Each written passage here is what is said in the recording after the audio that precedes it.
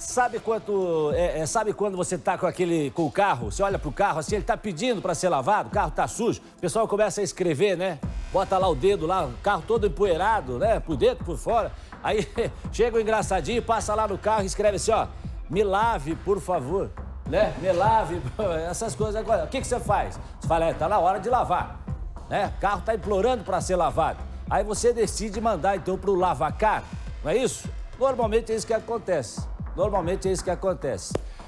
Agora eu queria que você prestasse atenção nessas imagens que foram gravadas no Afonso Pena, em São José dos Pinhais. Olha só esses dois aí, presta atenção. Ó, esses dois aí, dois rapazes, eles entram 2 horas da tarde, minha gente. 2 horas da tarde. Eles entram no Lava Jato, no Lavacar, no Lava Jato. Lava Jato é a história lá do... Né? No Lavacar. E 1 minuto depois eles saem com 2 carros. Presta atenção, ó. Primeiro um Mobi prata e depois o Corolla branco, né? Só que eles não são funcionários do Lavacar, muito menos donos do carro. São ladrões, minha gente. Ladrões!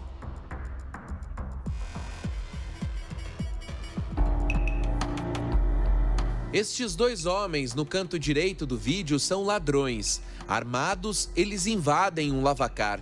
Funcionários foram ameaçados. A ação dos bandidos durou cerca de 1 minuto apenas. Na mesma câmera de segurança, repare que 2 carros saem do comércio. Primeiro, um Fiat Mobi, depois um veículo Toyota Corolla. Os 2 foram roubados. Os 2 carros são de clientes e foram deixados por eles aqui no Lavacar, no bairro Afonso Pena, em São José dos Pinhais, na região metropolitana de Curitiba. Quase 2 dias depois, e os automóveis ainda não foram encontrados. O Corolla foi comprado no último final de semana em Minas Gerais pelo Luiz Carlos. Comprei esse carro em Belo Horizonte, trouxe o carro para cá e tinha 3 dias só que eu estava com o carro. Eu precisava resgatar um dinheiro com esse carro, aí infelizmente aconteceu isso. O outro carro é do Arnaldo. O aposentado por pouco não encontrou os criminosos. Quando cheguei tinha acontecido aí uns 15, 20 minutos. O lado bom de não ter encontrado também, né? É o lado bom, porque é aquela história, diz que vão-se os anéis e ficam os dedos. O carro, avaliado em R$34 mil, não tem seguro e era usado diariamente pelo Arnaldo. Ele era acostumado a deixar o veículo para lavar em outro lugar, mas naquela tarde mudou de ideia. Eu costumo deixar o carro no lavacar ali mais embaixo, na mesma rua. E aí, porque era rapidinho, o carro eu tinha vindo da praia, precisava lavar, eu terminei deixando aqui. Os donos pedem ajuda com a divulgação do caso para que os veículos sejam encontrados. A gente não tem muito o que fazer. Diz que é rezar e pedir que haja um milagre. E é isso que a gente está esperando. Eu peço encarecidamente quem vê esse carro aí, quem observar esse carro aí na rua, alguma coisa, para avisar a polícia imediatamente, porque é um bem que a gente adquire com muita dificuldade, né?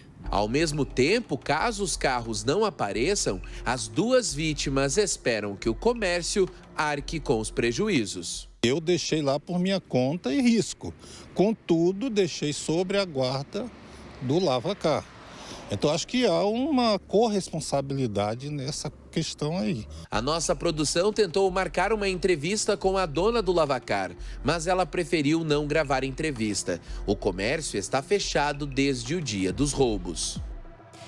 E aí, minha gente? E aí, quem que vai arcar com os prejuízos agora desses donos desses veículos aí? Será que o Lavacar tem condições de pagar, de indenizar o carro de R$34 mil? Será que tem condição de indenizar, pagar a franquia, não sei se do seguro, mas de quem é a responsabilidade? E agora eu tenho uma pergunta para fazer para você, uma outra questão. Quantas vezes você já deixou o carro no Lavacar e nem o recibinho pegou? Hã? Várias vezes, né? Final de semana, eu fiz isso. Eu deixei meu carro e o carro da minha mulher para lavar no sábado no Lavacar e não peguei nada, nem um papelzinho. Eu fiz isso. A gente tem que repensar isso. Porque a responsabilidade tem que ser cobrada. E pra gente cobrar a responsabilidade, porque quando você deixa o carro, como disse bem o entrevistado, sob a guarda do Lavacar, eles têm que arcar com essa responsabilidade. Tem ou não tem, doutora Márcia? Boa tarde. Boa tarde. Boa tarde. Em tese, a guarda do lavacar, como no estacionamento, ela é objetiva. Você deixou lá e pretende buscá-lo depois. Quando você fala em furto, ou seja, aquele crime sem violência, em que de repente, por exemplo, Jássio, como você disse, a gente não pegou, eu deixei o carro lá e não peguei o recibo. Aí aparece você e diz, não, eu vim buscar o carro da Márcia e o cara entrega, e aí você furtou o veículo. Nesse caso, entende sim que há responsabilidade, por quê? Porque eles não deveriam ter entregue a terceira pessoa a esse dever de cuidado. Essa daí é clara.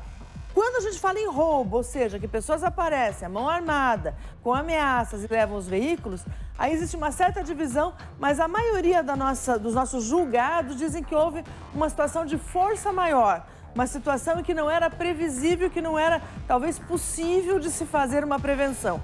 Então, nesse caso, muitos dos julgados têm entendido que não existe a responsabilidade objetiva do lavacar. Alguns desses locais, eles têm, até porque tem estacionamento junto, eles têm seguros. Aí vale a pena acionar a seguradora. Agora, mas vai ser uma discussão judicial de qualquer forma, né? Agora, exatamente. E aí tem muitos locais também, doutora Márcia, que o pessoal empresta o terreno de um amigo, às vezes para fazer um bico, né? Empresta o terreno de um amigo, ou às vezes faz a locação... Faz no cantinho de casa.